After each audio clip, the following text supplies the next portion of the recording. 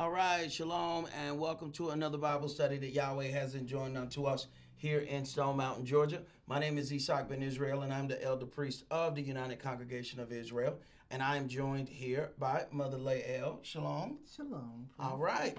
So we are going to get into a few things. First of all, I want to apologize for being a little bit behind schedule today. It's been a very busy day here. But praise Yahweh for the busyness. That means we have something going on. I want to get into a few questions. One of the things was just a statement that someone sent to us, and it was a picture of Barack Obama and his Gentile grandfather who raised him. And the man's name was Stanley Dunham. And I looked up a few things on it, and it shows how they play the game. All right, so it says first of all, just to understand who his grandfather was, it says Stanley Dunham is distant cousins of 6 U.S. presidents. Now how do these things just happen to happen? Another president who is Dunham's grandson, let's say, it says James Madison, Harry Truman, Lyndon Johnson, Jimmy Carter, George Bush, and George Bush, father and son. Then you got, of course, Barack, his grandson. So this is this family line. And a lot of times we think that we're going to, elect someone. And what you're doing is electing who they are putting in the pool. Certain people are not going to get into the pool. So then you look at someone like Barack Obama, and even to us, when I first heard of him, I was like, where this cat come from? How is somebody going to get elected? Barack Hussein Obama.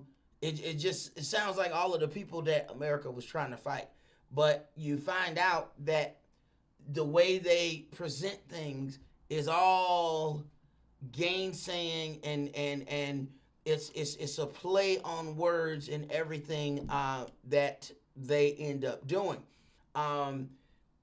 Bill Clinton made a little quote here because, of course, they are, of course, fighting the right to bear arms, which lets you know that there's definitely something down, on the road ahead, because they're seriously trying to get rid of firearms, especially, those that will be able to, hold off multiple people, so they do not like certain types of firearms.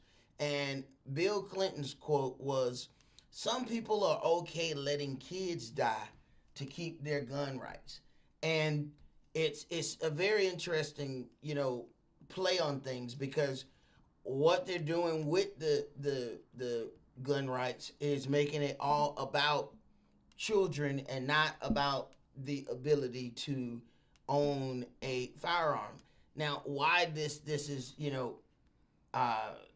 strong gainsaying from Bill Clinton?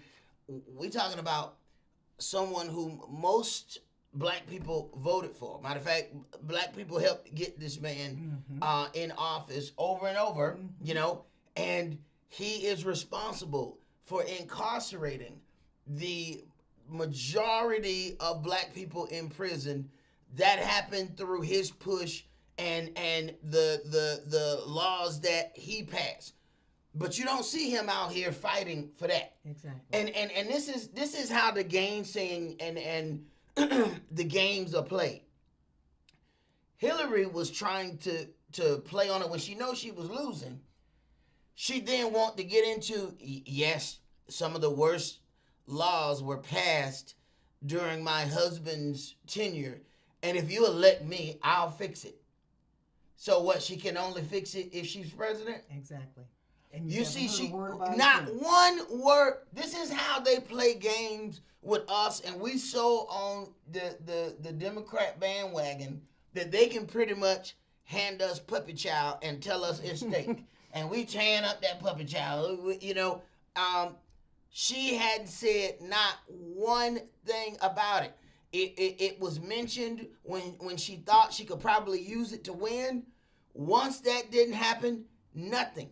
Now, here he is coming out talking about gun rights and kids. Mm-hmm. He is not even the least bit concerned about the generations of people whom he made sure the black people were seriously oppressed and stayed in prison. We're talking about racist drug laws that gave 5 years for a little bitty piece of crack cocaine, but the person who has a 3 kilos of raw cocaine, which is what you have to use to make crack, these people will get a slap on the wrist. So in other words, the big distributors who were bringing it in, Gentiles, were lightly sentenced, and that's if they got caught. Then the people who they sold that to, those people got the bulk of the time. And of course, those people were us. So you have this thing of gainsaying and playing games, and there's certain levels of gainsaying. So I want to go to Acts chapter 10 first, because I want to read something.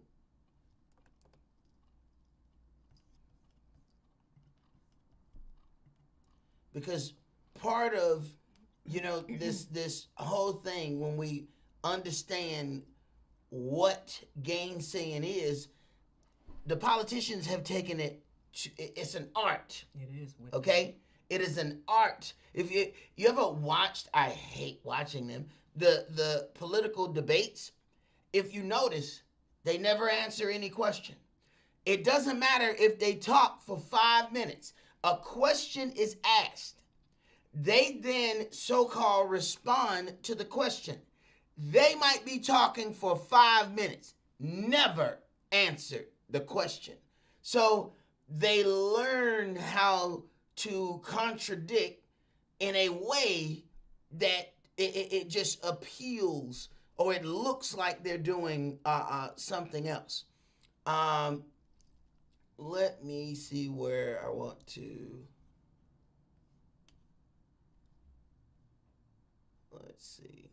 All right, so this is about the vision that was given unto Cephas. All right, so start this at verse 17. Acts chapter 10 and verse 17. Now he's trying to figure out this vision. Go ahead. Now while Peter doubted in himself what this vision which he had seen should mean, behold, the men which were sent from Cornelius had made inquiry for Simon's house, and stood before the gate, and called and asked whether Simon, which was surnamed Peter, were lodged there. While Peter thought on the vision, the Spirit said unto him, behold, 3 men seek thee. Arise therefore, and get thee down, and go with them, doubting nothing, for I have sent them. One of the things when you talk about, gainsaying and things like that, even as you get to this New Testament, the as my elder would say, the so-called New Testament, when you have some of these things, you read that the Spirit is directing them. But nowadays, people tell you that God Himself is directing them, and it's interesting that that's not what they read. Most of the stuff that you're talking about dealing face to face, or even the closest spirit with how Moshe was dealing with, how he was dealt with. So then for people who don't even believe in that part of the book, they skipped the part about the Spirit talking and went straight to God talking every time. I find that quite interesting. All right, go ahead. Then Peter, also Cephas, went down to the men which were sent unto him from Cornelius, and said, Behold, I am he whom ye seek. What is the cause wherefore you are come? And they said, Cornelius the centurion, a just man, and one that feareth Elohim, and of good report among all the nation of the Yehudi, was warned from Elohim by a holy angel to send for thee into his house, and to hear words of thee. Right. So once again, was warned by an holy angel to send for you. Not that they're talking directly to Elohim himself. Go ahead. Then called he them in, and lodged them. And on the morrow Cephas went away with them, and certain brethren from Joppa accompanied him. And the morrow after they entered into Caesarea. And Cornelius waited for them, and he had called together his kinsmen and near friends. And as Cephas was coming in, Cornelius met him, and fell down at his feet, and worshipped him. But Cephas took him up, saying, Stand up, for I myself also am a man. And as he talked with him, he went in, and found many that were come together. And he said unto them, You know how that it is an unlawful thing for a man that is a Yehudi to keep company or come unto one of another nation. So then you see that at some point it comes where Yahweh is changing the order of things, and he has to do it a certain way so that everybody understands that he's going to the next chapter at this point. Go ahead. But Elohim hath showed me that I should not call any man common or unclean. Right. So this started with unclean beasts with division, and he got heard this word that says, Rise, slay, and eat. He said, Not so. I've never eaten anything common or unclean. So you have this vision that is going off of the culture. This vision is giving him a different directive, and he goes against the vision. Absolutely not. Not that can't be what this means.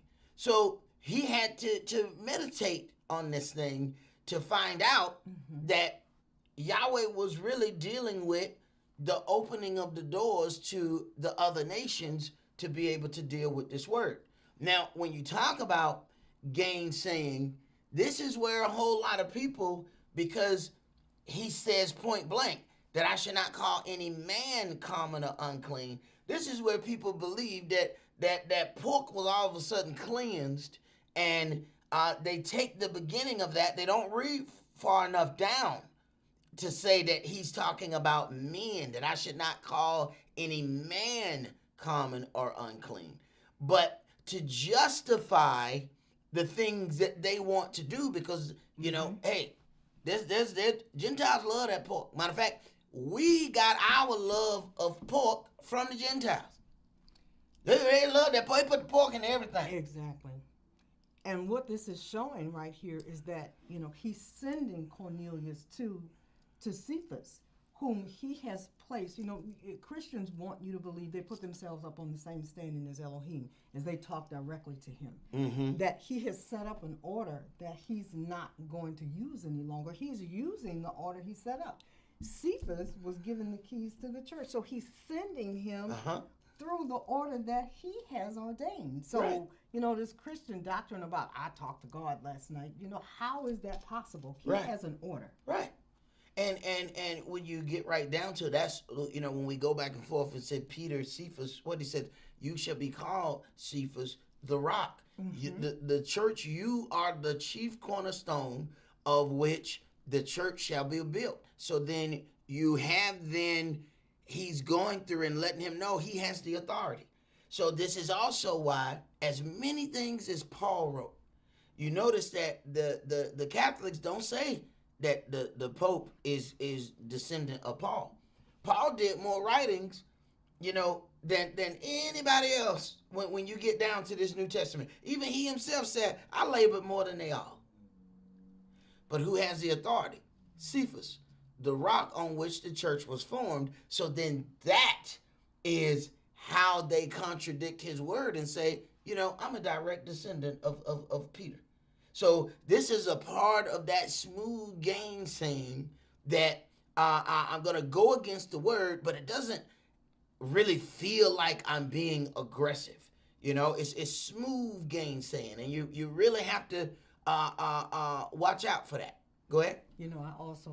I just felt the connection that it was really, really a good one, that Yahweh would set up his church, his house here under us in Stone Mountain, because that Stone Mountain, it is a rock. His church is built on that rock of Peter, and so it never slipped. It didn't get past me that was another one of those particular things where that word kind of comes out and Yahweh does so many He things. does. Sometimes you might be in something 5 years before you realize, oh, he did this because of this. Yes.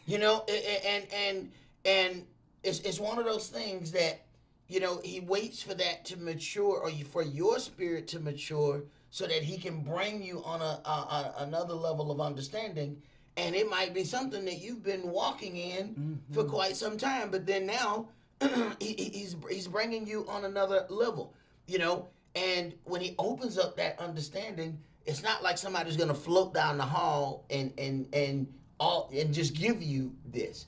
It'll be a small thought of what you think is a thought, and you think you thought it, and that was put for you to get, and then you start meditating and say, well, wait a minute, I need to study more on this thought. Okay? So, that's something that we don't consider. Go ahead. Verse 29. Therefore came I unto you without gainsaying, as soon as I was sent for.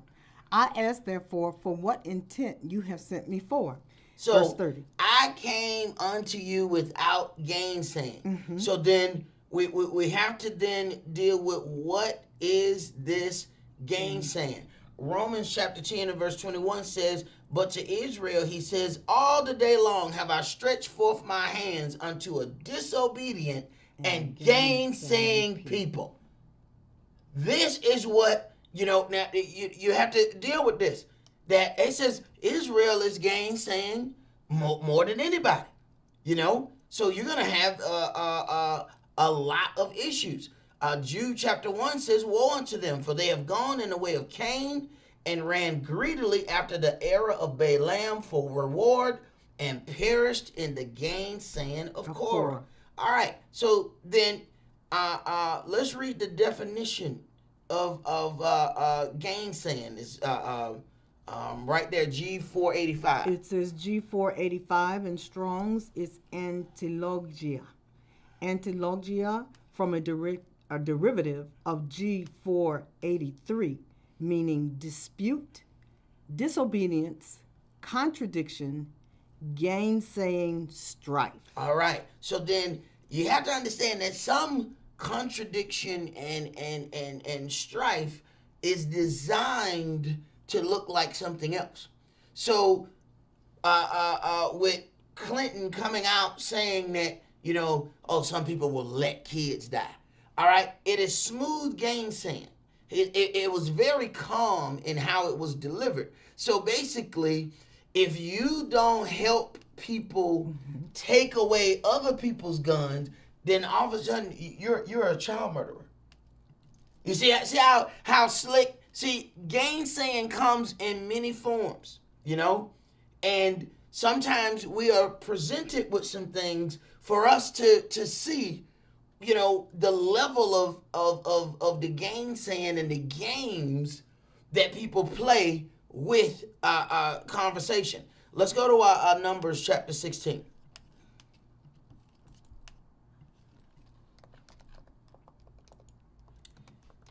And people sometimes don't really consider how strong that is. You have to think.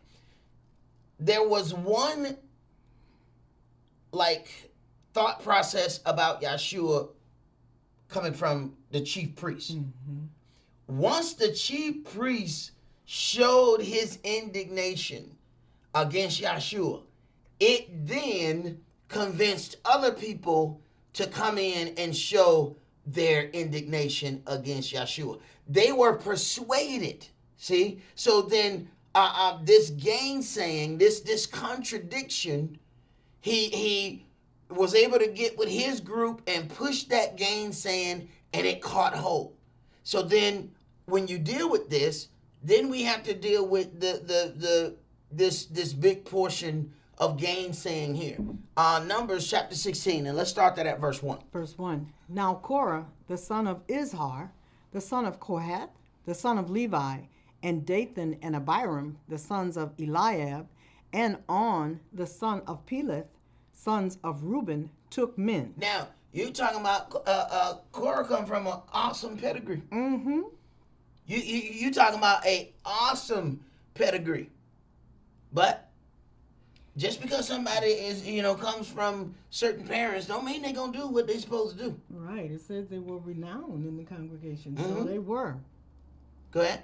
And they rose up before Moshe with certain of the children of Israel, 250 princes of the assembly, famous in the congregation, men of renown. Now, you don't just start and get 250 people on one day. That means you're in the leadership. See, yeah. So what's happening is these conversations have taken place here, there, and yonder. Yeah. See? And Yahweh may have you, and you may read something like this. Then he'll turn around and bring gainsaying right to your face and show it to you. So that you don't just read about Korah's rebellion. All right? You'll see it. It was funny. Mother Leah brought me a card that somebody had made, and the whole time they were gainsaying against us. Out of nowhere, took it upon themselves to make a business card with my name and phone number on one side. You flip it over, and it's got their name, their so-called title, and phone number. Basically duplicated a card that we have here and made their own. It was smooth gainsaying. All right? The whole time they were contradicting everything that was being taught. But they presented it like they were this person who was really about the word, and the whole time they was going against it. So you don't just get 250 princes unless you've been having some other conversations before the day that you make your rebellion known. Okay? Go ahead. Verse 3. And they gathered themselves together against Moshe and against Aaron, and said unto them, Ye take too much upon you, seeing all the congregation are holy, every one of them, and Yahweh is among them. Wherefore then lift you up yourselves above the congregation of the Adonai? Now, you'll find a lot of this happens after the grunt, work has been done. After the brunt of the work has been done, here come these people that say, we all holy. Any of us could have done that. I hope you know it. That whole glowing thing, any of us could have did that whole walking, through the water thing. I could have did it, but I was busy that day. Right. So after those things are done, then you have these individuals. And if you notice, it is the move of how cowards move. Cowards will never build their own. What they do is go into somebody else's organization, try to siphon off people from that, and then try to build. They won't build from their own. I listened as my elder told me. He left a established place that he helped start because he knew that the doctrine wasn't right. That man he left is a multimillionaire. He has these Israel-like churches. Israel-like. All right? Israel-like churches all over the country. My elder walked away from it. All right? Said, look, I can't do this. The guy said, look, if we teach Jesus, this is where the money at. He said, yeah, but we know that's not right. So my elder died very modestly in the pocket. This man is absolutely rich and has places everywhere. He understood that he was going to make a lot of money gainsaying. My elder went and started back left where he was, and came down, thought he was going to Florida where he was from, and ended up getting stuck in Georgia and just started teaching at the Waffle House. Nobody know nothing. What happened? He just started with conversation. And he didn't try to recruit anybody from the place where he was leaving. He didn't try to do any of that. He just started from wherever he was, which is exactly how we started. When my elder passed, I said, I'm going to go home and teach my family. Anybody who want to come can come. That's it. Never asked anybody, never recruited anybody, never tried to pull anybody from any organization. When you find how the snakes move, they come, blend into the congregation only so they can pull out of it. Some do it for financial reasons. Others do it because they want the people so they can build their own thing. So here is Korah trying to upseat the order that Yahweh has set. That's why it's called the gainsaying of Korah, because he is contradiction. He is a walking contradiction to what Yahweh has provided. Okay? So it's important that we understand the different levels of gainsaying. Somebody might be smiling in your face the whole time they're gainsaying.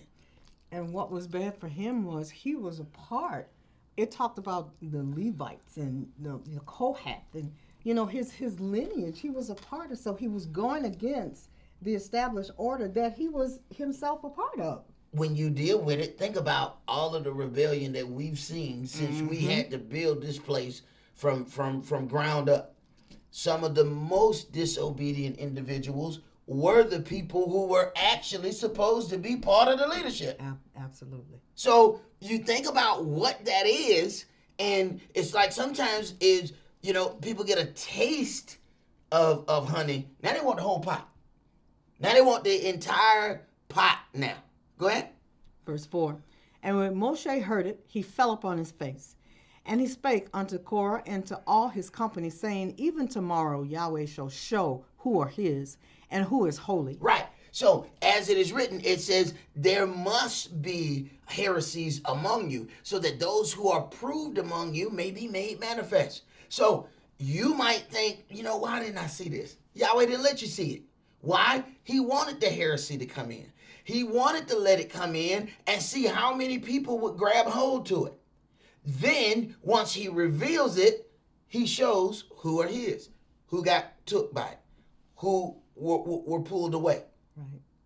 So he knows what you think Yahweh didn't see before he got 250 men. Don't you understand? Yahweh was in the meeting when it was two of them. When they was when the two was putting together the foundation to build the 250 men. Yahweh was there. I mean, and I don't think we think about that, because it says it came time to make an appearance.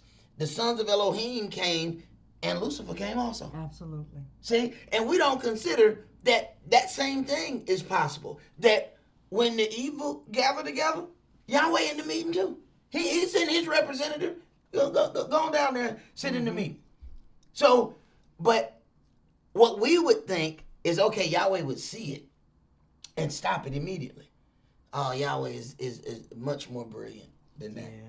Because he said, look here, if he stopped it at these two, you understand there's still 248 people who have a certain thought against the order. And that's what Yaakov used to say all the time. No, Yeah. no, don't stop that. Yep. Let it go on. Let it go. Let it go so that you get all the sympathizers. And once you get all the sympathizers, you can get rid of all of them at the same time. See? So Yahweh is you have to understand, this chess, not checkers. So Yahweh know when it's two. He know what's there. But you can't let these other 248 get away. Go ahead. And will cause him to come near unto him. Even him whom he hath chosen will he cause to come near unto him. This do. Take you census Korah and all his company, and put fire therein, and put incense in them before Yahweh tomorrow. And it shall be that the man whom Yahweh doth choose, he shall be holy. You take too much upon you, you sons of Levi. Mm-hmm. And Moshe said unto Korah, Hear, I pray you, you sons of Levi. Seemeth but a small thing unto you, that the Elohim of Israel has separated you from the congregation of Israel to bring you near to himself, to do the service of the tabernacle of Yahweh, and to stand before the congregation to minister unto them? Right. Seem to you but a small thing that you've been given a charge? And this is the thing that sometimes we get lost in, not really considering the charge we have because we're too busy focusing on the charge that we want. We want something else. Go ahead. Verse 10, and he has brought you near to him, and all your brethren, the sons of Levi, with you. And seek ye the priesthood also? Right. You don't want to be, one of the individuals in the priesthood. No. You want the whole, you want to be the head one in charge. Go ahead. For which cause both you and all your company are gathered together against Yahweh. Mm-hmm. And what is Aaron, that you murmur against him? Right. It was not really Aaron whom they had a problem with. Mm-hmm. They wanted things done themselves, and they didn't like Yahweh's order. And you have to think about how Yahweh looks at things. It's not about how we look at something. Yahweh said, you have gathered against me. Mm-hmm. People don't think that when they gather against somebody. There are whole gatherings that are centered around the hatred or dislike of some individual. The only thing that holds them together is that they have a common dislike of somebody. Yahweh said, it's him. No. It's not Aaron that you have a problem with. It's me. Go ahead. Verse 12. And Moshe sent to call Dathan and Abiram, the sons of Eliab, which said, We will not come up. Mm-hmm. Is it a small thing that you have brought us up out of a land that floweth with milk and honey to kill us in the wilderness, except you make yourself altogether a prince over us? This is the thing that you have to understand about Israel. Leading Israel is fine as long as everything is going good. As soon as hardship comes, you look at these professional sports, especially something like, basketball where they can't hide their face. Ain't no helmet on. All right. When they winning, oh my God, you see some of the happiest individuals. People who don't get along. But man, when they start losing, and if they keep losing long enough, it will turn around and bring out the absolute worst because they are not getting what they want. And you see them start to turn on each other. And this is that thing. Israel is not getting what they want right away. So they turn on the leadership because it's not coming fast enough. Not understanding the leadership is leading according to Yahweh's order. They can't go no faster than he tell them. And what's even more about that, we were told that Yahweh led them by a pillar of a cloud by day and fire by night. So you see the angel of Yah. Yep. So you know Yah is leading them, but yet they blame him. Right. And that is the reason why the children of Israel really asked for a king. They really didn't want to deal with Yahweh. Yeah. We want to deal with a king. That way we have somebody who we can blame if this goes wrong, and we can sing songs about if it goes right. And what that says is that, that's really a small thing because we talk about Yahweh as a spirit. They can't see a spirit. So if you have a man standing in front of you, that's a real natural carnal kind of. Oh, yeah. They were showing all their carnality in that particular request because we know Yahweh is a spirit. And so, you want something that you could see and touch. Well, that gives the opportunity to make that thing into an idol. See, if you can't get any kind of a formulation of anything to make in likeness of Yahweh, well, if we can get a man Mm-hmm. whom the spirit of Yahweh moves in, then hey, we'll make that man our idol. Even if we don't say that's what it is. I mean, even the situation where they had the brazen serpent, they had, done wrong. So then, snakes came and bit them. Then it was commanded, make the brazen serpent. They look upon it. They will be healed from the bite of the serpent. What happened? They started worshiping the thing. They start worshiping the thing because what happened? The power of Yahweh was put on a thing. We then don't show appreciation to the one who gave the power. We show all the appreciation to the thing that receives the power. This is why when the man went and bowed down at Cephas' feet, he said, Cornelius, you got to get up. Mm-hmm. You got to get up. I myself am a man. So what was he showing? He was showing all of the honor to the one whom Yahweh is using instead of showing that honor unto Yahweh. And you got to understand now, this is a Gentile who had never been in a place of worship. Now, let me make sure that we understand what's happening. He was never allowed to do any of those things, even though some of these people are given large donations into a place that they're not allowed to go. Exactly. So before you throw Cornelius under the bus, you need to understand that thing there. Go ahead. Verse 15. And Moshe was very wroth and said unto Yahweh, respect not their offering. Mm-hmm. I have not taken one ass from them, neither have I hurt one of them. And Moshe said unto Korah, be you and all your company before Yahweh, you and they and Aaron tomorrow. And take every man his censer and put incense in them, and bring you before Yahweh every man his censer, 250 censers. You also and Aaron, each of you his censer.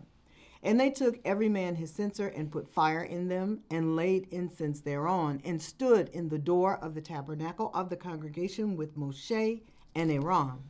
And Korah gathered all the congregation against them unto the door of the tabernacle of the congregation. And the glory of Yahweh appeared unto all the congregation. And Yahweh spake unto Moshe and unto Aaron, saying, That, the interesting part about what ends up, going down in a situation like this is Korah really believes that he's right. He has gotten, this is that thing where my elder used to say that Yahweh put those hook in your jaws and he leads you. Like how a horse is led by his mouth. Exactly. You put the bit in his mouth, and when you pull on it, that's where he turned. So he's directed, by this thing. He got a hook in his jaw, and it's pulling him whichever way you pull that string. So regardless of what's all happening, these people are convinced that they're right. And it's funny, the book tells you, you're led away by your own lust. Uh-huh. Apparently he was lusting for something. Lusting for power. That will lead you. See, a lot of times we have the thought process of lust only about sexual things. Exactly. And not understand that there's lust for power, there's lust for money, there's lust for belonging to some kind of group. There's all kinds of things that we could lust for that leads us off the path. Right. So then he's part of the whole makeup, but somehow still was lusting over the thing that he already possesses in a way, but he wanted greater. Right. And that wasn't his seat to sit in. Go ahead. Verse 21.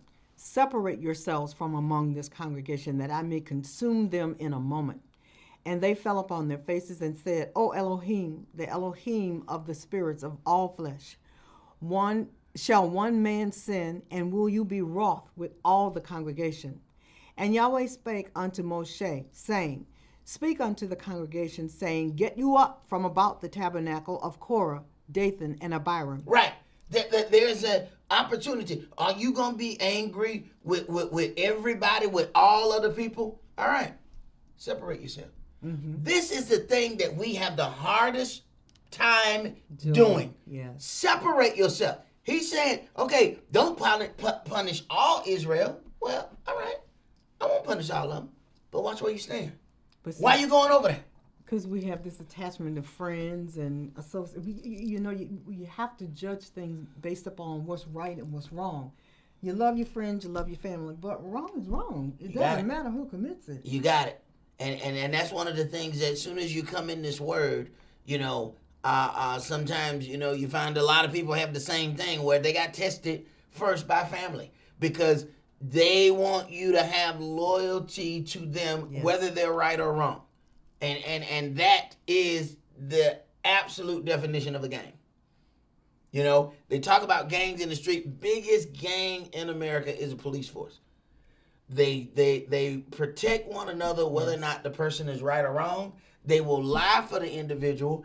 If a person tells the truth, they then shame that person so bad that that person can't even work there no more.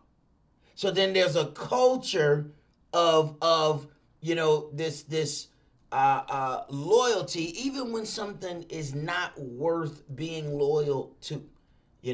This is where sometimes you can look back in your family history and see how some people really needed to be in that gene pool that made you. Because you may have one person in your family who's completely loyal, and that seems great. The problem is they're loyal even when the thing ain't right. Mm-hmm. This is what causes us to back up family members when they're wrong. Then you have somebody else who was completely rebellious, and these two mate together, and you say, "Oh man, that is gonna be a confused child." But you find out that the rebellion offset the misplaced loyalty to everything. See? So those things end up counteracting, and that person has a balance. They're not completely rebellious, but they're also not completely loyal to everything that they get a part of. Like, hey, I'm just going to support my family no matter what. No, when your family's wrong, they have to be dealt with. So you talk about Aaron. Aaron had to be in a spot where Yahweh disciplines his sons, and Yahweh made him. No, you don't uncover your head. Right. So we have to consider, those things. Go ahead. Verse 25. And Moshe rose up and went unto Dathan and Abiram, and the elders of Israel followed him. And he spake unto the congregation, saying, Depart, I pray you, from the tents of these wicked men, and touch nothing of theirs, lest you be consumed in all their sins. Right. People have an opportunity to exit something. What happens is we get complacent.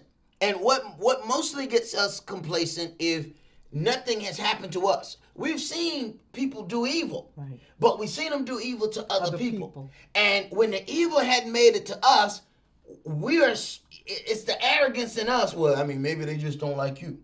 They don't realize, now you do understand that's a snake, right? And a snake always bites. It just hasn't bit you yet. But trust me, when it gets tired of biting them, it's going to slither around to where you are, and you're going to start finding holes in your body because they are going to start biting you sooner or later. And that's, respect the person. So, then you're judging that thing on uneven scales of balance. Right. It's not about what the individual has done then. It's about who the individual did it to. Exactly. So it's okay for that person to do those things because of who they did it to. Right.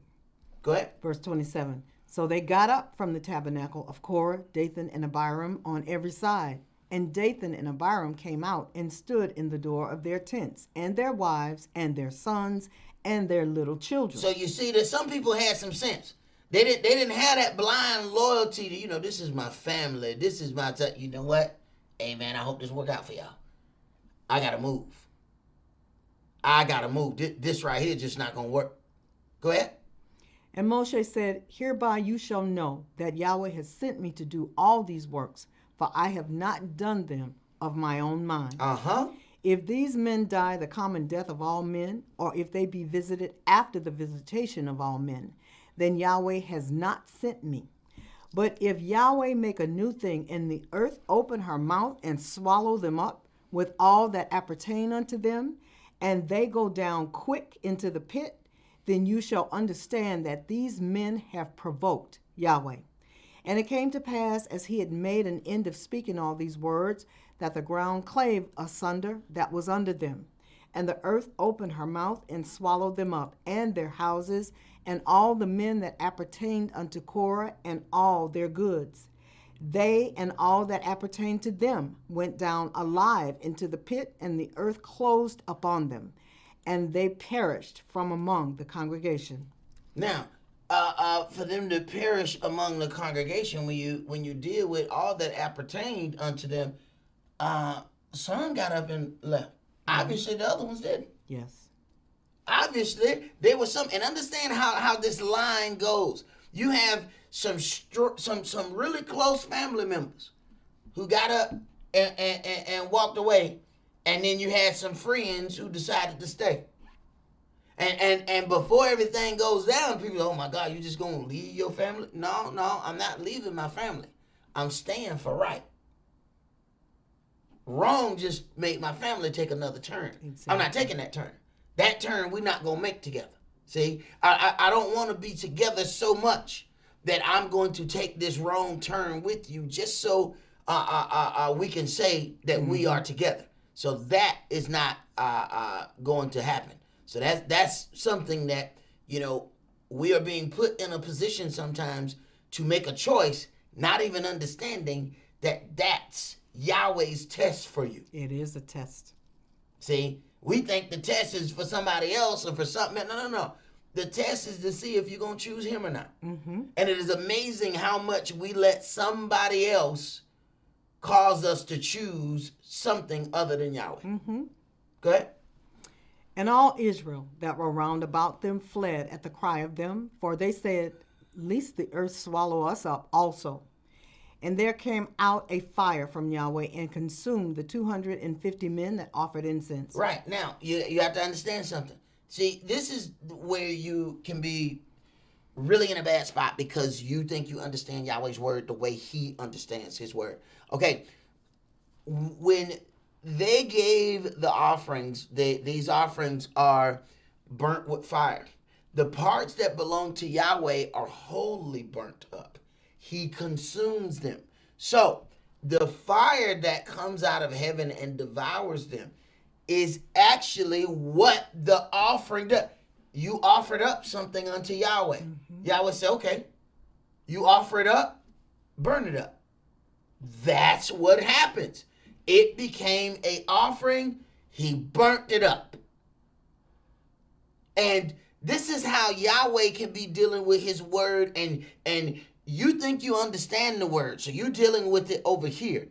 And Yahweh has this exact same principle, but it's sitting right here. And you don't see that part of it until, of course, you see the fire coming down. Right. Then you realize, wait a minute, so we all the offering. Mm-hmm. And they get into it later. They sinned. Mm-hmm. And, of course, when they begin to get into their offerings, they offer a sin offering that has that sin. It's the embodiment of that sin. Yahweh consumes it. They didn't understand that this was the role that they were playing. But this is what happens when you get pulled away with your own gainsaying that you don't even see. And understand, these people have understanding in the word. Mm-hmm. But your own way blinds you from being able to see the real path. So they don't see this until it's too late, that they are the offering that gets consumed by the fire. Go ahead. Verse 36. And Yahweh spake unto Moshe, saying, speak unto Eleazar, the son of Aaron, the priest, that he take up the censers out of the burning, and scatter you the fire yonder, for they are hallowed. The censers of these sinners against their own souls. Let them make them broad plates for a covering of the altar. Mm-hmm. For they offered them before Yahweh. Therefore they are hallowed. Check that out. They offered them before Yahweh, so they are hallowed. But they got burnt up. They consume. You got the ground opening up. You got all this punishment, you know. But he said, no, keep this. Mm-hmm. This is something that they've done. No, keep it. Because it's been through the fire. Yeah. No. This is going to be a memorial. Go ahead. And they shall be a sign unto the children of Israel. Mm-hmm.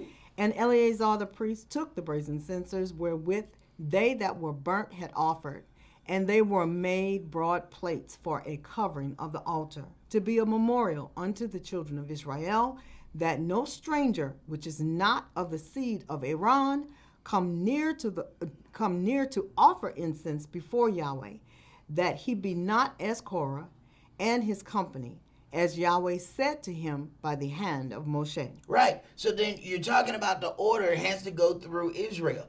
This is why someone like Saul was called a bishop by them, dealing, because he has to be over all of these gatherings. He is the one that authorizes the Euro Gentiles to teach. And we don't really consider that order that is here is still in the New Testament. Go ahead. Verse 41. But on the morrow, all the congregation of the children of Israel murmured against Moshe and against Aaron, saying, you have killed the people of Yahweh. Now you see how we do? Now, first, everybody has the power. You know, we all holy. now, we all holy. At first, you have to know your people. We all holy until something bad happened. Now you did it. Wait a minute. Hold on. If we all holy, then you did it too. Mm-hmm. If we all holy, then we did it. How is it when we're discussing something good, we did it? When we're discussing something bad, I did it. Gainsaying. You got it. Smooth gainsaying. The whole part changes. You know, the whole thing was about taking ownership and responsibility for the good. Soon as something bad happened, you did it. Go ahead. And it came to pass when the congregation was gathered against Moshe and against Aaron, that they looked toward the tabernacle of the congregation, and behold, the cloud covered it, and the glory of Yahweh appeared. And Moshe and Aaron came before the tabernacle of the congregation. And Yahweh spake unto Moshe, saying, get you up from among this congregation, that I may consume them as in a moment. And they fell upon their faces. Right. So Israel does not realize at this point they're putting themselves in the place of being offered up. Mm-hmm. Because if that fire comes, you're being consumed. Yahweh accepts. All right, I accept your offering. I mean, they accused him of killing 250 men, gainsaying. I mean, it's you falsely accuse someone. You saw the ground open up. You saw the fire. How he do it?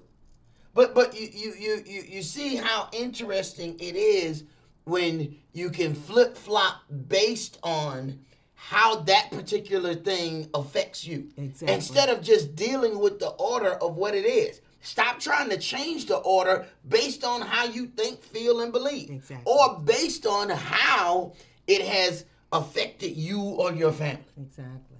Go ahead. Verse 46.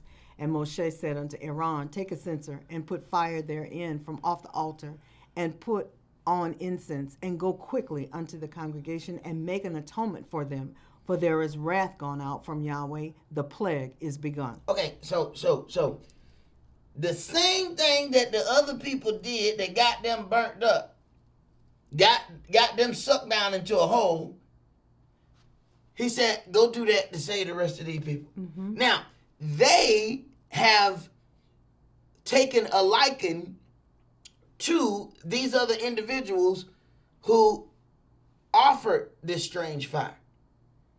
Then they're getting saved by the real fire, by the real people who were supposed to do it. And sometimes when we're so consumed, we don't even see the irony of what's happening here. Go ahead.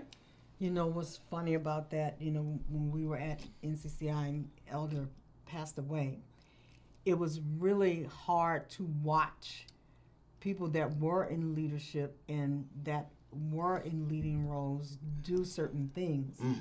And, as we went on with time, we didn't have, fire come in to consume anybody, but there were people who died that were people who had done some things that they should not have done and actually paid that price. And so when you are close with a person, you understand the connection that you may have had and what you thought they were, and then you see something different. You have to process that based upon what it is, not what you thought it was or what you would like it to be. Right. Well, I tell you, there's some deeper things in that. When you deal with Yahweh's house, who resides in a house? His family. And people come and not understanding that they're breaking up, trying to break up Yahweh's house and break up his family. Give it some time. It is so many of those families that are now no longer together. You're right. I mean, completely broke up. They don't consider what they did in Yahweh's house and what they were trying to do to Yahweh's family. Right. And it's some people that I'm talking about, you would never, folks have been married 20 years, 20, 30 years, gone. Broke up, split up, parted ways. They got the fruit of their own dealings, and we don't see that Yahweh is poetic with his punishment, So you don't deal with his work right. Now, people want to do the work.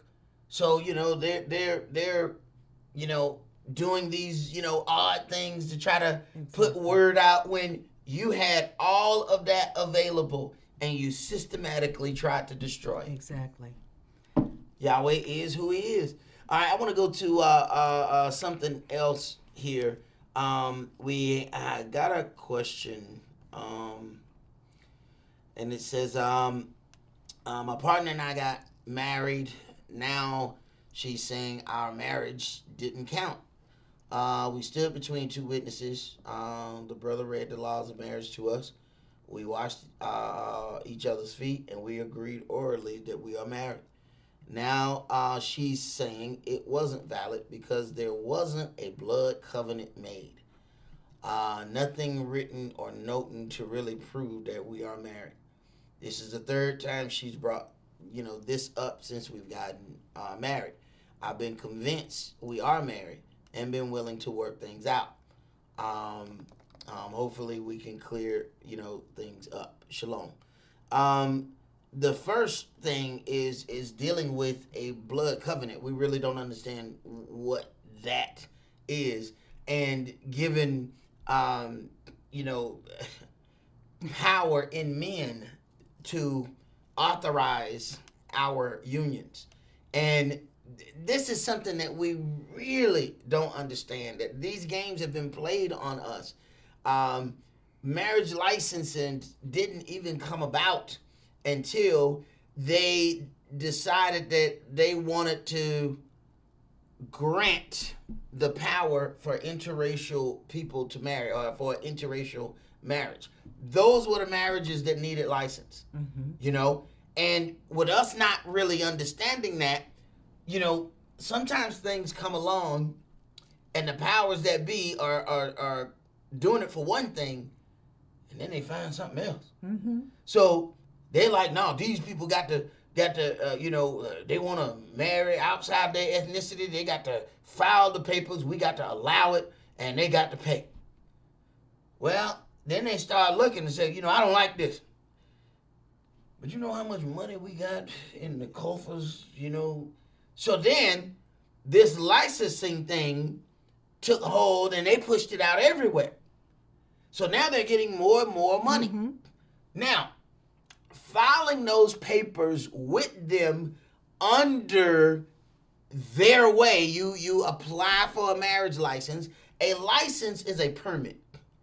So whenever you do anything that you are going to get a permit, you are consenting that is the ruling authority. So when we decided to get a marriage license, we are saying this person or this entity has the power over my marriage. So we can't break up, we can't divorce, we can't do anything unless this entity says so. Why? Because we put the entity in the relationship. So they are the ones that govern the relationship. That's why they tell you what's going to happen with those kids. Well, you formed a corporation with them and you made them the governing body.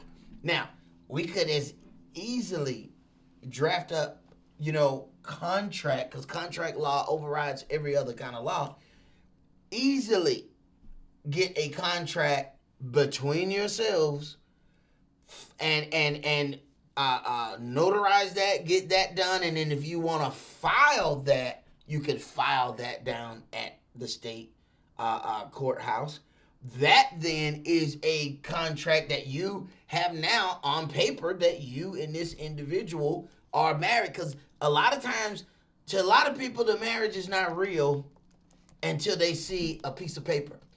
And we have this society has given us that we don't believe a person is educated until we see the piece of paper that they've graduated from, a college or some school.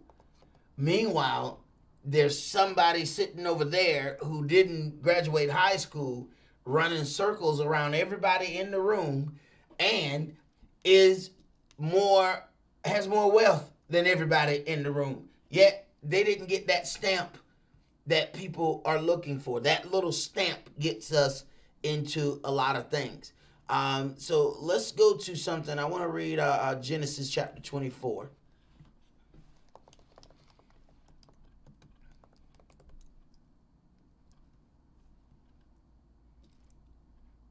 Let's see.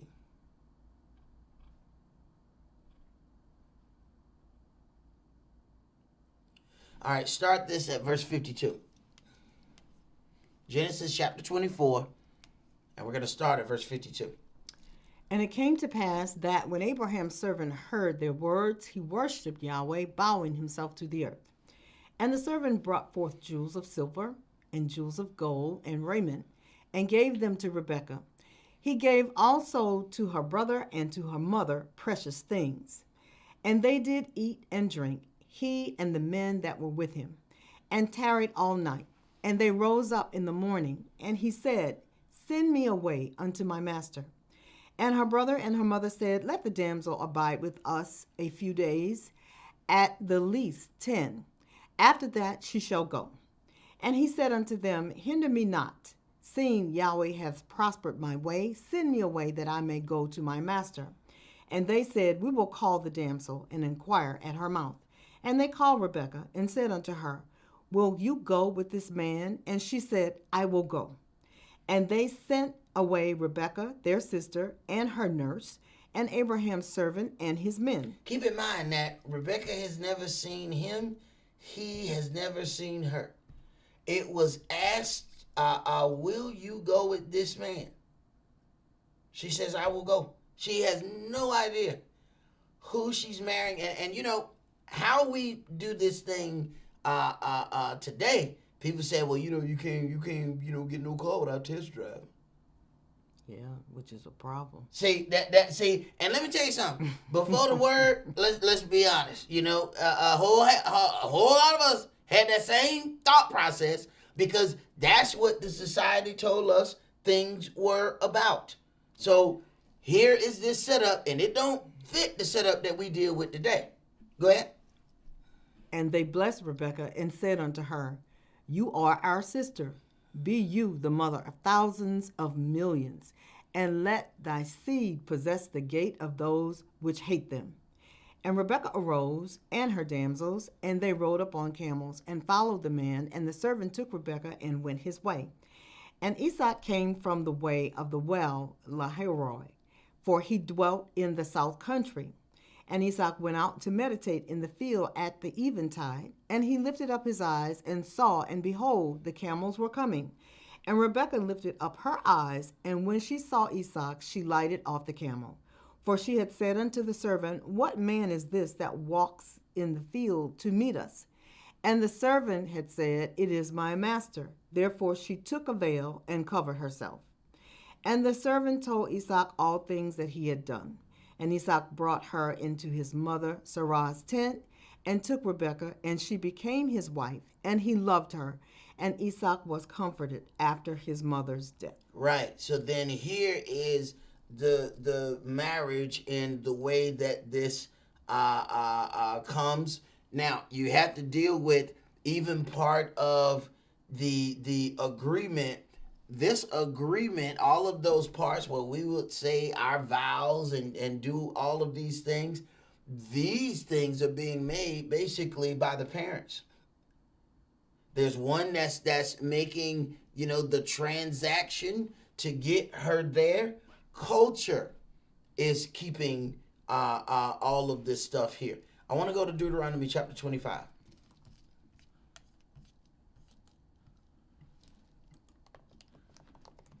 So when we look at some of these things about how we do business, we have to consider a few things. Deuteronomy 25, and let's start that at verse 5. Verse 5. If brethren dwell together, and one of them die, and have no child, the wife of the dead shall not marry without unto a stranger.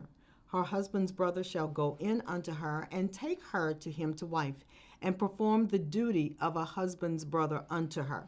Understand, when Esau took Rebekah into the tent, and you understand that his DNA is proceeding out of him, that is a blood covenant. We don't understand those things. Mm-hmm. Even when we deal with a situation of, okay, well, this woman was not pure. That was a serious thing in the Old Testament, and it's still a serious thing. But look at what Yahweh gave with Yeshua. When the woman was caught in the very act of adultery, he said, go and sin no more. He didn't say that she didn't do it, but she still had an opportunity to be renewed. He said, judge yourself and you'll be not judged. How do you judge yourself? See, you got to go head on with these things that you have committed. You have to have godly sorrow for the things that you have committed and make a push to change your life. You cannot keep doing the same thing and think that something different is going to happen. You are going to end up the exact same way every time because you're doing the exact same thing. Go ahead.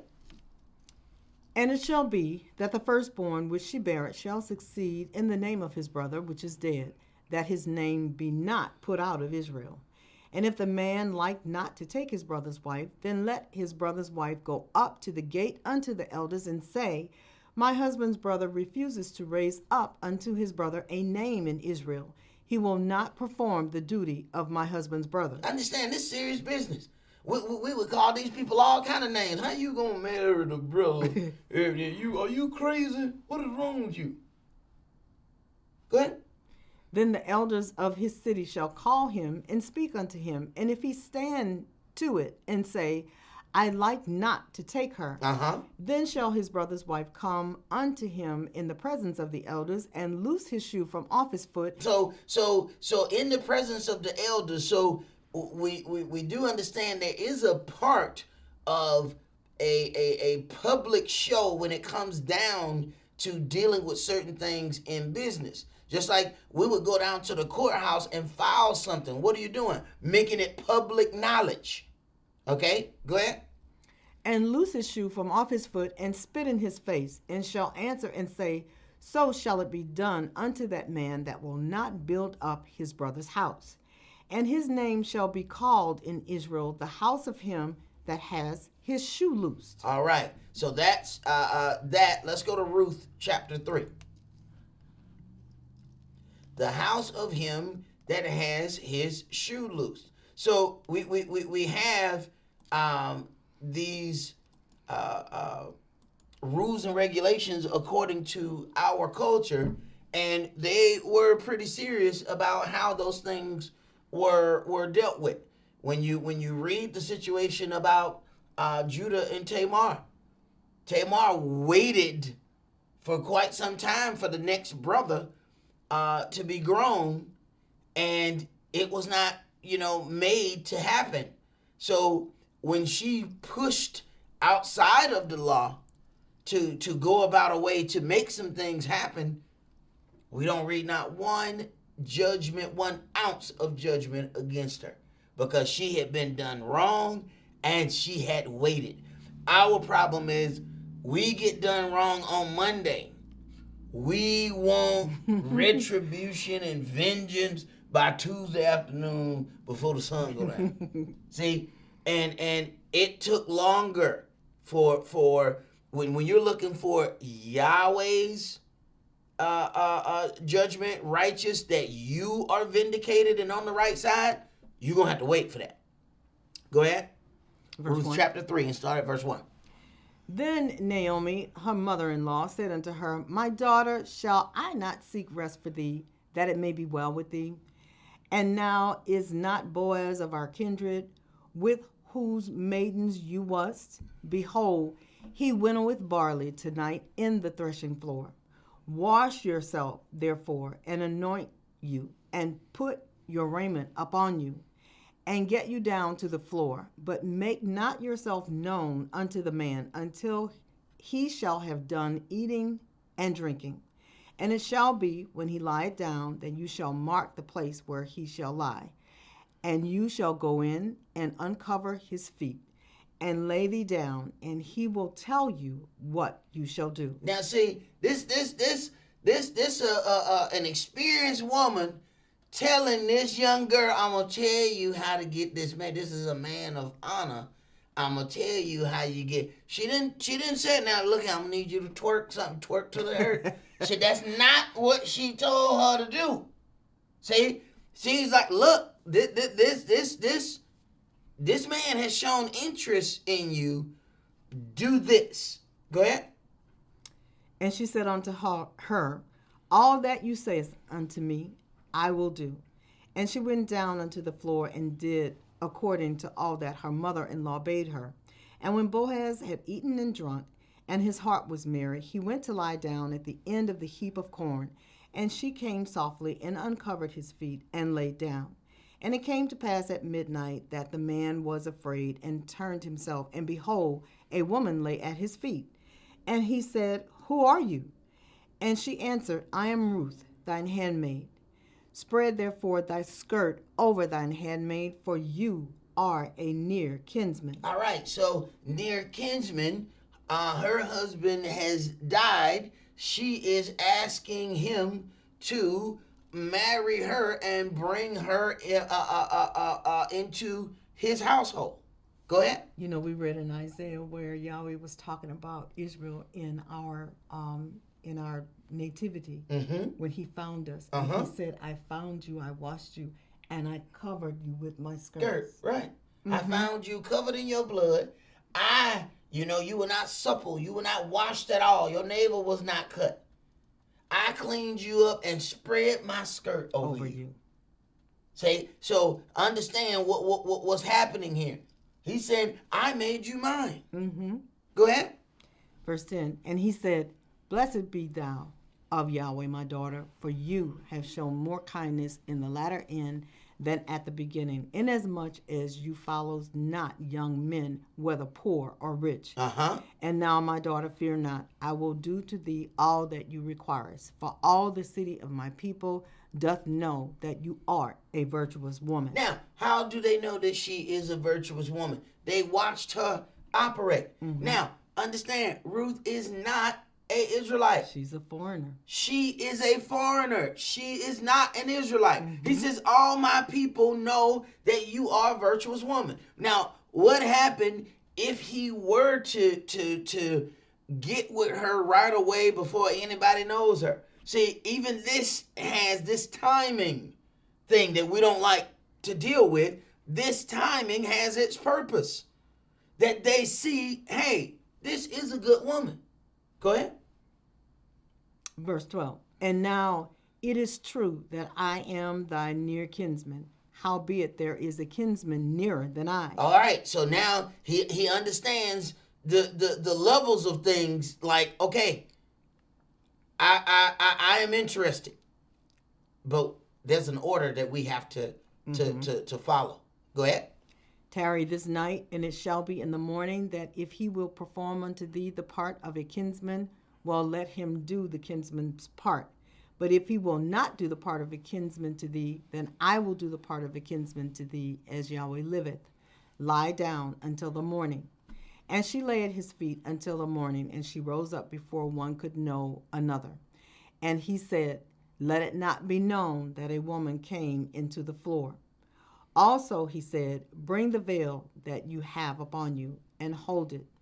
And when she held it, he measured 6 measures of barley, and laid it on her, and she went into the city. And when she came to her mother-in-law, she said, who are you, my daughter?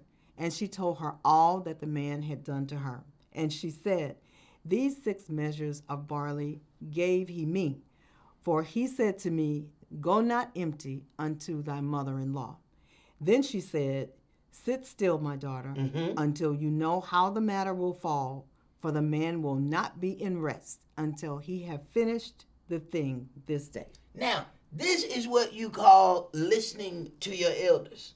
All right? So she is instructing her daughter-in-law because her son, her daughter-in-law's husband, is passed away. She is helping her daughter-in-law, giving her this instruction. But when sometimes the young are young and dumb, and they can't receive any instruction. So as instruction is coming to them, they're constantly gainsaying the instructions. She is listening.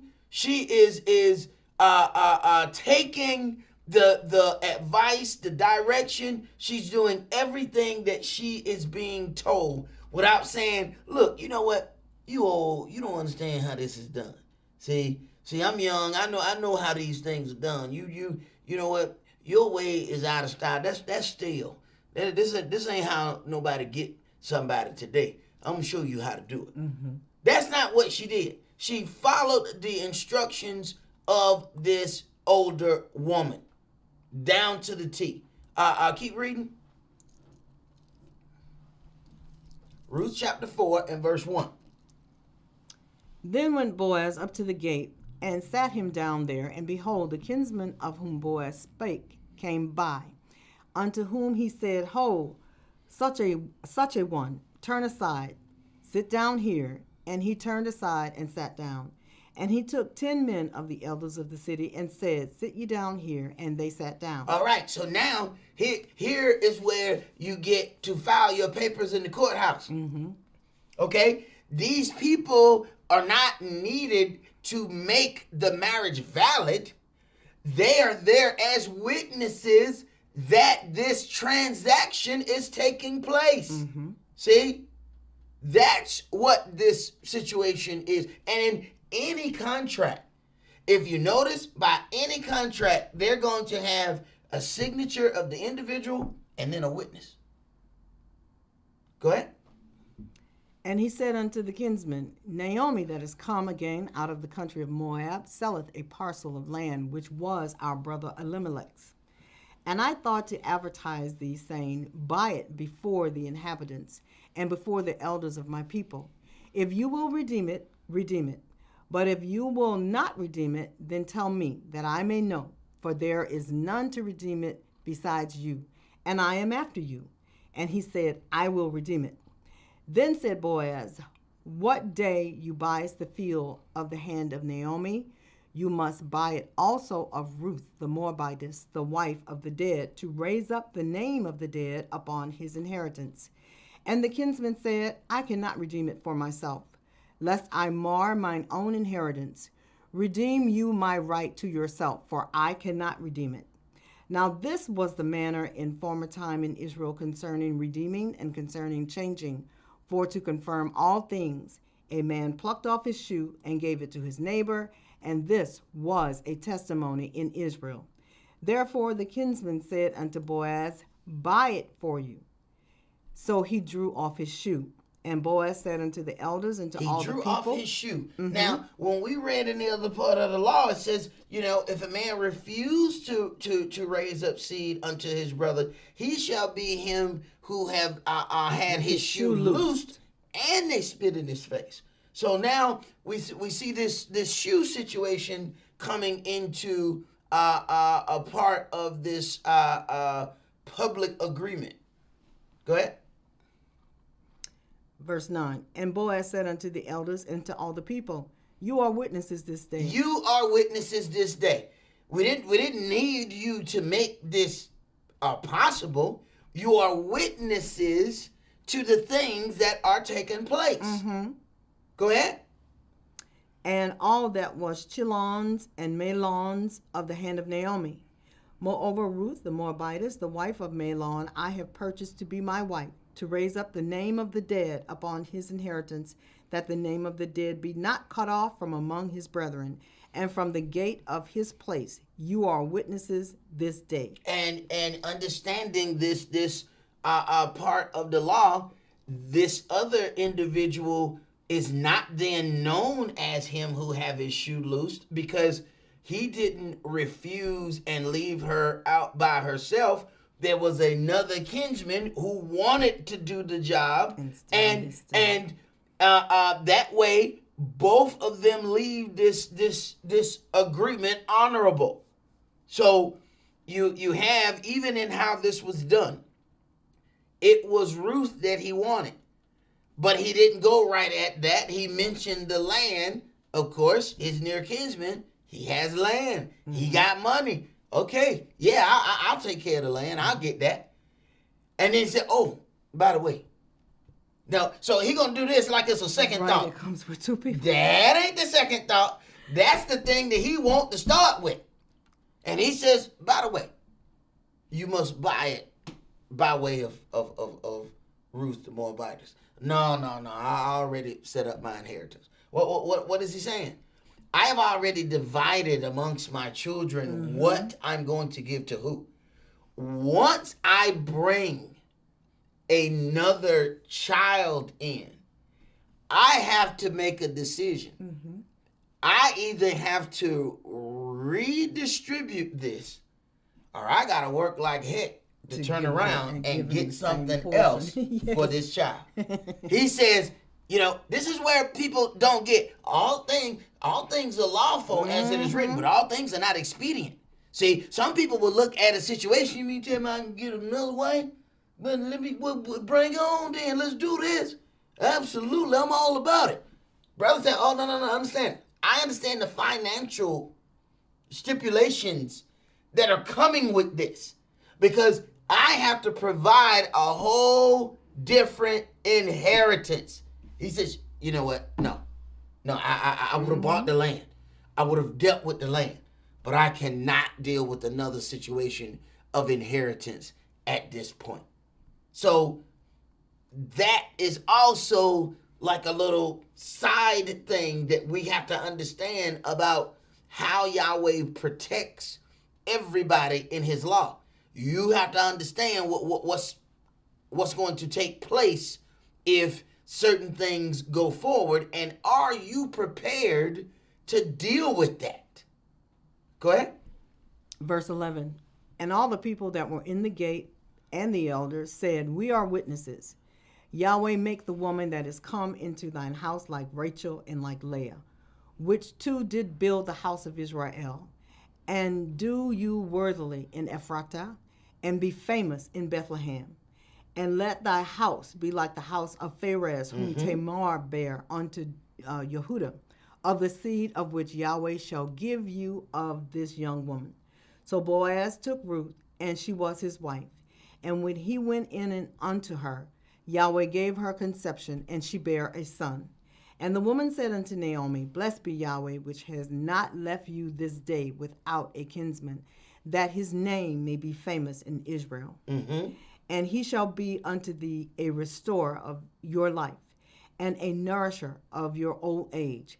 For thy daughter-in-law, which loveth you, which is better to you than 7 sons, has borne him. Mm-hmm. And Naomi took the child and laid it in her bosom and became nurse unto it. And the women, her neighbors, gave it a name, saying, there is a son born to Naomi. They call his name Obed.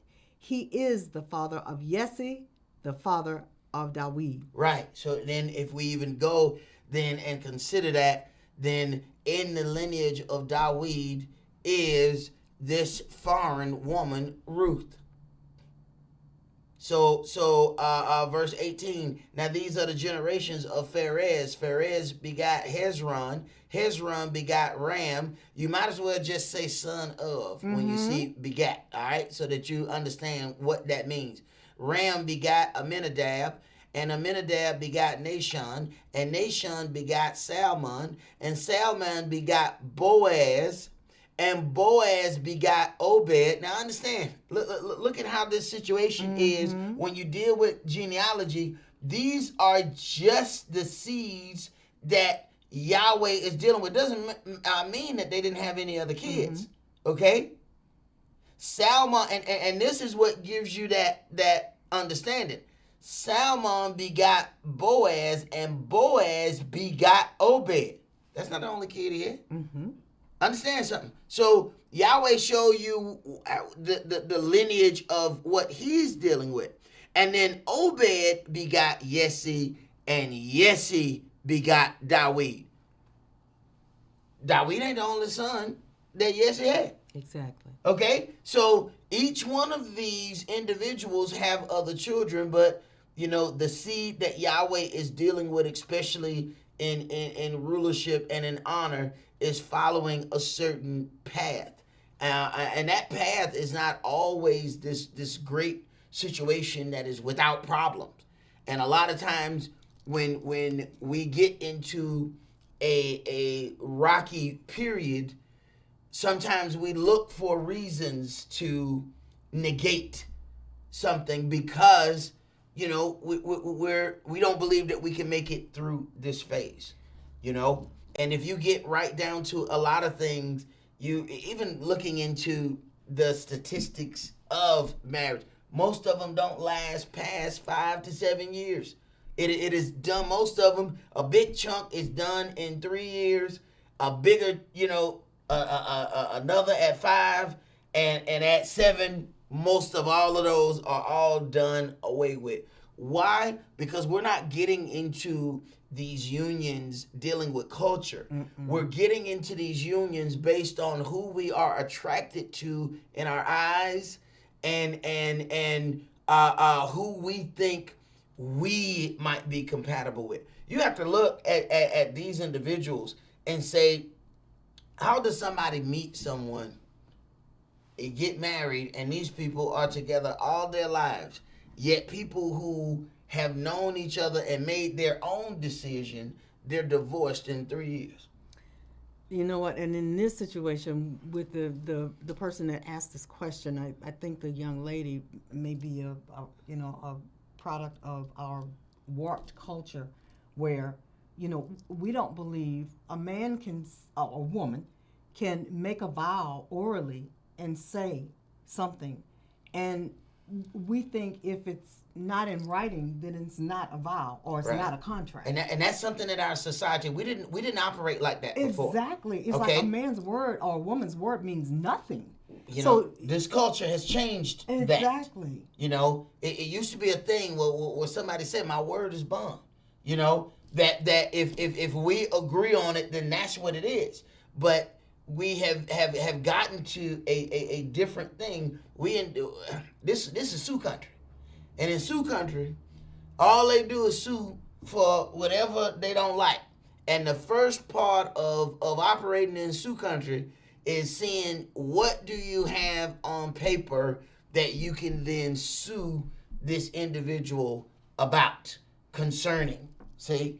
So then those oral agreements, Sioux country has helped us null and void those things. A lot of things. And then, the other thing, and this is going to be cutting, but you talked about, the man in that act of marriage producing DNA in the act of consummation. Mm-hmm. But the way it was designed, both the woman and the man were passing DNA because when the woman was a virgin, she bled. Right. And see, now in society, we've removed that out of the midst because, you know, everybody's test driving everything. And so the man is the only one who's passing that, even though his DNA is the one that counts, because that's the seed that actually produces the child. But, you know, it's our culture and our way of life has warped so many things. And so now it's like she's going for some written proof that they're married, as though, you know, the verbal things and the process itself is null and void unless it's on a piece of paper. Right. And that didn't come from us. That's not our culture. You know, you have to, we can go back in this book and find situations where even where Israelites were among Africans, and then, you know, you have a situation with Abraham and Esau where they said, you know, this is my sister. And they got angry, man. Why you tell me that this woman was your sister? You know, you could have brought, you know, evil upon us if one of us had touched her. You told us she was your sister, because they were in a lot of those situations afraid for their lives that, you know, hey, they'll get killed for this woman. So that culture of, you know, if this belongs to this individual, this is a family, then that's, you know, off limits. They didn't ask them, you know, hey man, let me see your certificate. Exactly. They asked him, you know, out of your mouth orally, does this woman belong to you or not? So that was what the question was. All right. I want to go to that question that you copied out about the fringes. Okay.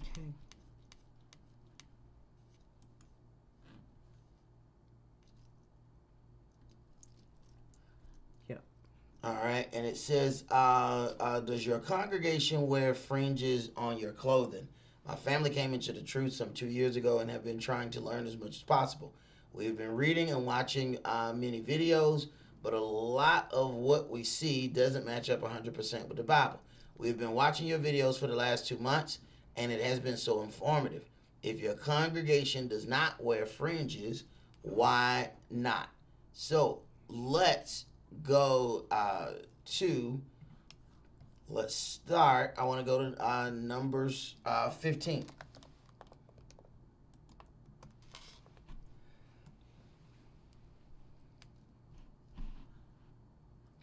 Numbers 15.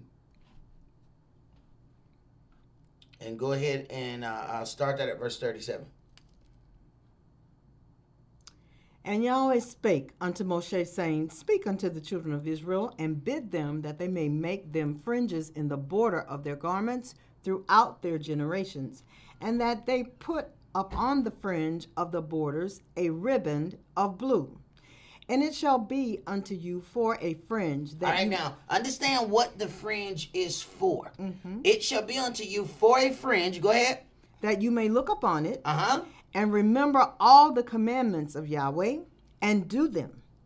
And that you seek not after your own heart and your own eyes, after which you used to go a-whoring. Right. So the fringes are for you to look down and remember not to go after your whoring heart.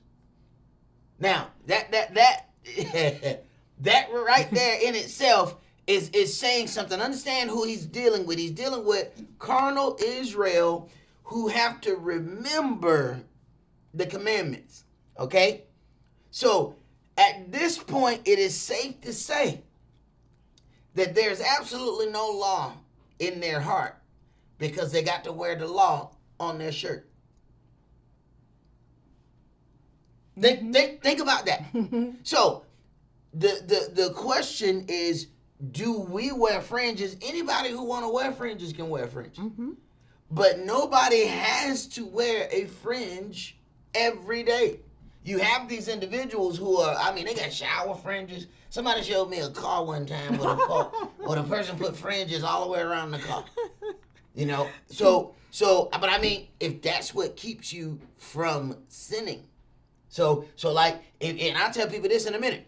If you know, have an eyeball problem, you keep looking at things that don't belong to you, whether it be women or stuff or men or whatever, then maybe you should put some fringes on your eyelids so that you could remember legally that you need to stop looking at that. If that's what works for you, do it.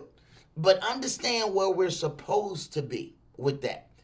This fringe is made, verse 40 says, that you may remember and do all my commandments and be holy unto your Elohim. So then that is the purpose of it. Now, I want you to go to Matthew chapter 23. And start that at verse 1. Verse 1. Then spake Yahshua to the multitude and to his disciples, saying, the scribes and the Pharisees sit in Moshe's seat. All therefore whatsoever they bid you observe, that you observe and do, but do not you after their works, for they say and do not. Mm-hmm. For they bind heavy burdens and grievous to be borne, and lay them on men's shoulders, but they themselves will not move them with one of their fingers. But all their works they do for to be seen of men. They make broad their phylacteries and enlarge the borders of their garments. If they enlarge the borders of their garment, then what have they enlarged? What are they doing? They are then relying on these fringes. What does it say? First of all, the book tells us that the fringes are supposed to be on the four quarters of your garment. Mm-hmm. So then we're talking about, the four quarters. What happens is you have people putting fringes because they see them people, out on the street, and they got, the thing look like a lampshade. So they got the fringes going all the way around. Now, we don't want to wear them on the four quarters because, we saw some Jewish doing that. So then now, when we see somebody else doing it, we got to be different. Yeah. If it's right, it's right. You can't do it because you saw somebody else doing it. Well, we can't do it like that. This is part of our issue. We always got to find some way that's particular to just us. Right. And throw the baby out with the bathwater. There you go. And it's like, no, if that fits what's written, deal with it. So, that is a issue that we end up, having there. We also have to deal with what Yahweh says, if the law is written in your heart. Now, wait a minute. The whole purpose of the fringe was for you to remember the commandments. Mm-hmm. And do them. Yes.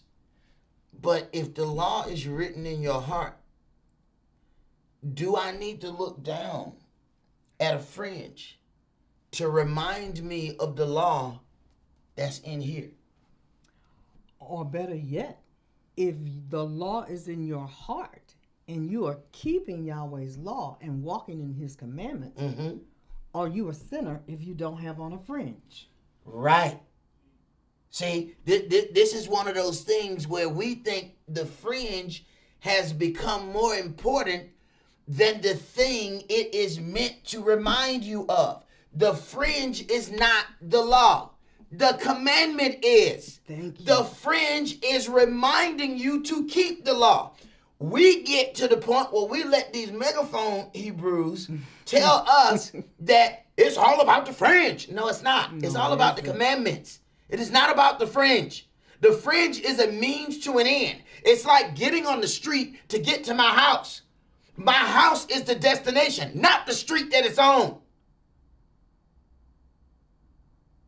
I don't just get on the street and say, oh my God, I'm at home. And I just take my clothes off and lay down in the middle of the street. No, I got to walk this street to get to my house. My house is the destination that I want to get to.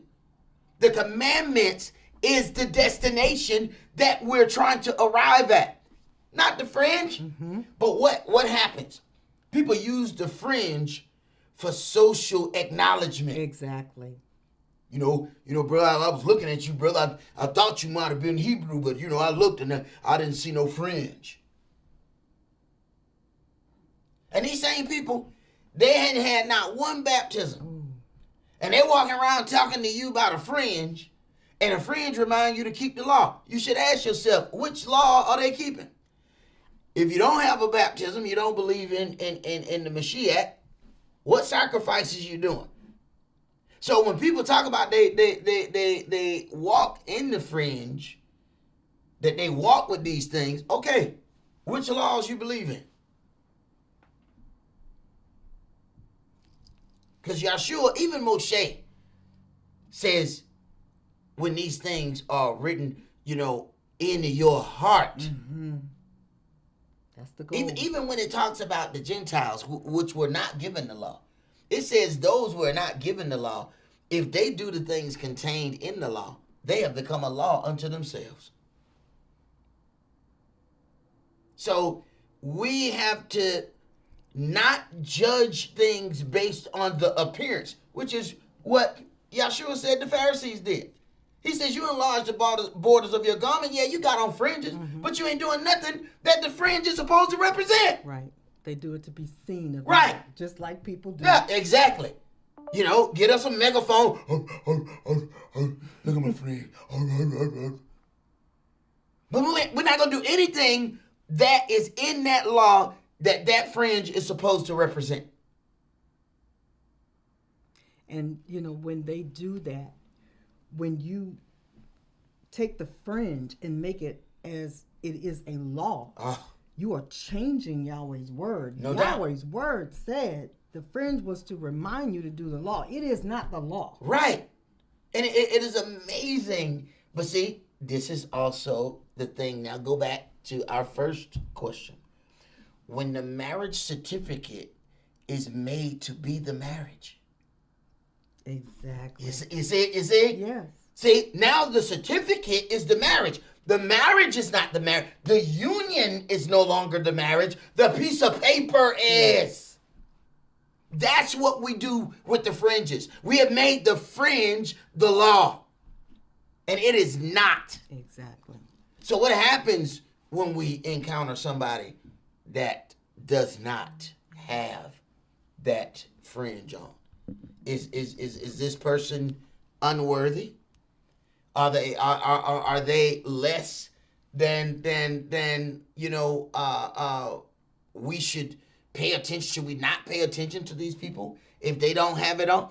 I might wear my fringes one Sabbath, might not wear them for 3-4 more Sabbaths. Mm-hmm. Next Sabbath, I'll have them on. I don't need to wear a fringe to remember what I'm supposed to do. But by all means, if that's what you have to do, then you don't be caught without your fringe. Matter of fact, won't you go and get you an extra pair? Just in case you drop one, put some fringes in the trunk, put some in the glove box, put some everywhere, put some in your book bag, put some in your purse, put the fringes everywhere. In case something drop, because I don't want, somebody to say, I went out without my fringe, and I messed around and I slept with somebody, if I wouldn't have listened to that sock, I would have been okay. Look, don't, maybe you should put a fringe on your zipper, you know what I'm saying?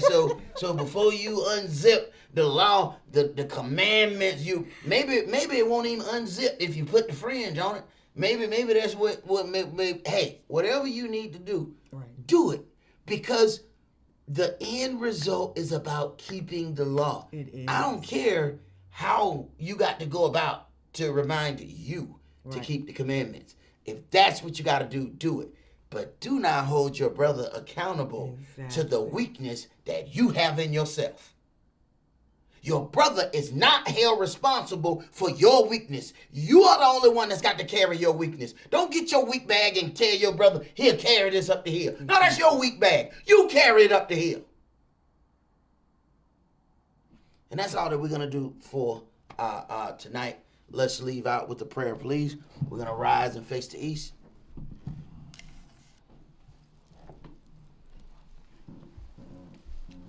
And all males, remove your head covering.